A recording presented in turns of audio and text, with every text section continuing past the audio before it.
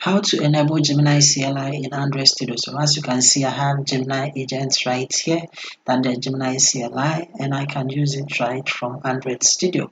So let me show you how to do it. Okay, so you should find this. Okay, that is the Gemini icon right there. So if you don't find it, simply come here to the button where you have this. You can see it shows that's inactive. So when you click on it over here, you have to come and enable it. Okay, so to enable it, all that you have to do is simply come and click on enable AI code completion. Okay, so when you click on it, it is going to show the check mark just like this, and then you will see that when you put the mouse on it, it will say Gemini is active, and you can simply come and then click on the Gemini icon, and then it will open the agent mode just like this. Okay, but you have to come and then set it up. Okay, so over here you can come and chat, you can come and select the model that you prefer. Okay, but I'm going to leave mine at the default. Okay, so let me show you how you have to set it, and then you have the settings that you can come and then select auto accept changes.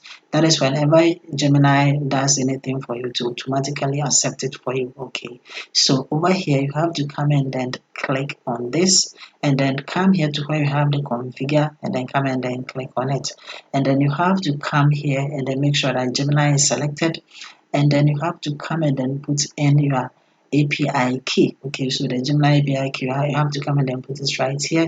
If you don't know how to generate it, I'm having a full video on how to generate your API key on my channel. Watch it, generate it, and then come and paste it right here. Okay, so after pasting it, all that you have to do is simply come and then click on OK, and that is it. You have Gemini enabled in Android Studio. Like the video, and see you in my next video.